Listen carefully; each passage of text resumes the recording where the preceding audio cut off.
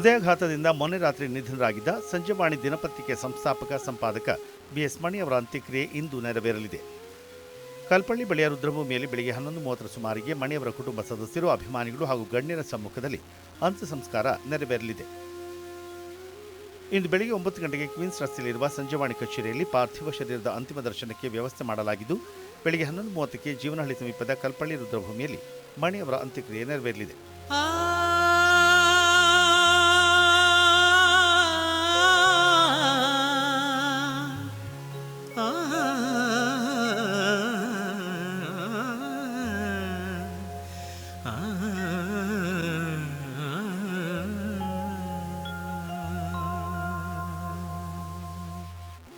ಕಳೆದ 2 ತಿಂಗಳಿಂದ ಅನಾರೋಗ್ಯದಿಂದ ಬಳಲುತ್ತಿದ್ದ ಮಣಿಯವರಿಗೆ 78 ವರ್ಷ ವಯಸ್ಸಾಗಿತ್ತು. ಮಣಿಯವರ ನಿಧನದ ಸುದ್ದಿ ತಿಳಿಯುತ್ತಿದ್ದಂತೆ ಸಿವಿ ರಾಮನ್ ನಗರದಲ್ಲಿರುವ ನಿವಾಸಕ್ಕೆ ಸಚಿವರಾದ ರಾಮಲಿಂಗಾರೆಡ್ಡಿ, ಉಮಾಶ್ರೀ, ಪತ್ರಿಕಾ ಅಕಾಡೆಮಿ ಅಧ್ಯಕ್ಷ ಪೊನ್ನಪ್ಪ, ಮಾಜಿ ಮೇಯರ್ ರಾಮಚಂದ್ರಪ್ಪ ಸೇರಿದಂತೆ ಹಲವು ಗಣ್ಯರು ಅಂತಿಮ ದರ್ಶನ ಪಡೆದು ಶ್ರದ್ಧಾಂಜಲಿ ಸಮರ್ಪಿಸಿದರು.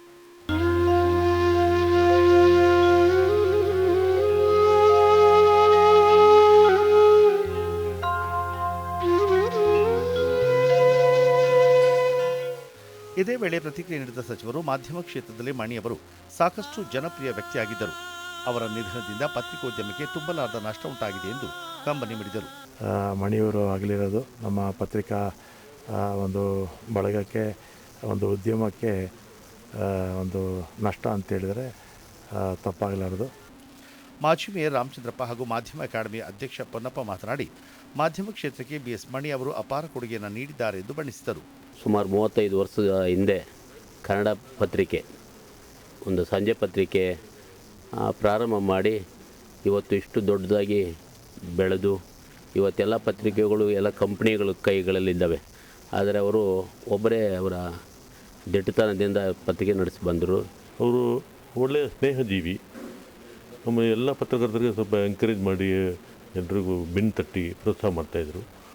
ಸಂಜೆವಾಣಿ ಪತ್ರಿಕೆ ಸಂಪಾದಕ ಲಿಂಗೇನಹಳ್ಳಿ ಸುರೇಶ್ ಚಂದ್ರ ಪ್ರತಿಕ್ರಿಯೆ ನೀಡಿ, ಮಣಿಯವರು ನೌಕರರೊಂದಿಗೆ ಎಂದಿಗೂ ಮಾಲೀಕರಂತೆ ವರ್ತಿಸುತ್ತಿರಲಿಲ್ಲ, ಒಬ್ಬ ಗುರುವಿನ ರೀತಿ ನಡೆದುಕೊಳ್ಳುತ್ತಿದ್ದರು ಎಂದು ಕಂಬನಿ ಮಿಡಿದರು.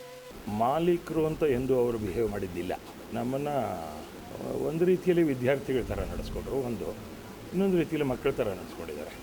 ಅವರಿಂದ ನಾವು ಕಲಿತಿದ್ದು ಬಹಳ ಇದೆ. ಕನ್ನಡ ಪತ್ರಿಕೋದ್ಯಮದಲ್ಲಿ ಇಂದಿನ ಸುದ್ದಿಯನ್ನು ಇಂದೇ ತಲುಪಿಸುವ ಕ್ಷಿಪ್ರ ರೀತಿಯಲ್ಲಿ ಪತ್ರಿಕೋದ್ಯಮದ ಹೊಸ ಸಾಹಸಕ್ಕೆ ಕೈ ಹಾಕಿ ಅದನ್ನು ಗೆದ್ದುಕೊಂಡು ಕ್ರಿಯಾಶೀಲರಾಗಿದ್ದವರು ಬಿಎಸ್ ಮಣಿ. ಇದರ ಪರಿಣಾಮವಾಗಿ ರಾಜ್ಯಾದ್ಯಂತ ಇಂದಿನ ಸುದ್ದಿಯನ್ನು ಮೂಲೆ ಮೂಲೆಗೂ ತಲುಪಿಸುವಂತಾಯಿತು. ಪತ್ರಿಕೋದ್ಯಮದ ವಿವಿಧ ಸ್ತರಗಳಲ್ಲಿ ತಮ್ಮನ್ನು ತೊಡಗಿಸಿಕೊಂಡ ಧೀಮಂತ ವ್ಯಕ್ತಿಯಾಗಿದ್ದರು. ಪೇರು ಮಟ್ಟದಿಂದ ಬೆಳೆದು ಬಂದ ಅವರು ವರದಿಗಾರ, ಉಪಸಂಪಾದಕ, ಸಂಪಾದಕರಾಗಿ ಹಾಗೂ ಮಾಲೀಕರಾಗಿ ತಮ್ಮ ನೆಲೆಯನ್ನು ಸ್ಥಾಪಿಸಿಕೊಂಡಿದ್ದರು. ಸಹೃದಯಿ, ಮಾನವೀಯತೆ ಇರುವ ಪತ್ರಕರ್ತ, ಸರಳಜೀವಿ, ಸಂಭಾವಿತ ವ್ಯಕ್ತಿಯಾಗಿದ್ದರು. ಭಾಷಾ ಸಾಮರಸ್ಯಕ್ಕಾಗಿ ದುಡಿದ ಮೇಧಾವಿ. ಅದರಲ್ಲೂ ತಾಂತ್ರಿಕವಾಗಿ ಕನ್ನಡ ಪತ್ರಿಕೋದ್ಯಮಕ್ಕೆ ವಿಶಿಷ್ಟ ಕೊಡುಗೆ ನೀಡಿದ ಅಭೂತಪೂರ್ವ ವ್ಯಕ್ತಿಯಾಗಿದ್ದರು. ಆಧುನಿಕ ಮುದ್ರಣ ಯಂತ್ರಗಳನ್ನು ಆ ಕಾಲಕ್ಕೆ ಪರಿಚಯಿಸಿ ವಿವಿಧ ಕನ್ನಡ ಸುಪ್ರಸಿದ್ಧ ಪತ್ರಿಕೆಗಳ ಅಸ್ತಿತ್ವಕ್ಕೆ ಕಾರಣೀಭೂತರಾಗಿದ್ದರು.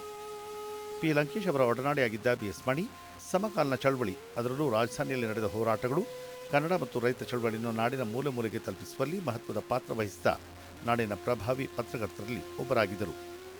ಕರ್ನಾಟಕ ರಾಜ್ಯ ಪ್ರಶಸ್ತಿ ಸೇರಿದಂತೆ ಹಲವು ಪ್ರತಿಷ್ಠಿತ ಪ್ರಶಸ್ತಿಗಳಿಗೆ ಭಾಜನರಾಗಿದ್ದ ಮಣಿ ಡಿಎಂಕೆ ನಾಯಕ ಕರುಣಾನಿಧಿ, ಎಐಸಿಸಿ ಅಧ್ಯಕ್ಷೆ ಸೋನಿಯಾ ಗಾಂಧಿ, ರಾಜ್ಯದ ಹಿರಿಯ ಕಾಂಗ್ರೆಸ್ ನಾಯಕ ಮಲ್ಲಿಕಾರ್ಜುನ ಖರ್ಗೆ ಸೇರಿದಂತೆ ಹಲವು ರಾಜಕಾರಣಿಗಳೊಂದಿಗೆ ಒಡನಾಟ ಹೊಂದಿದ್ದರು.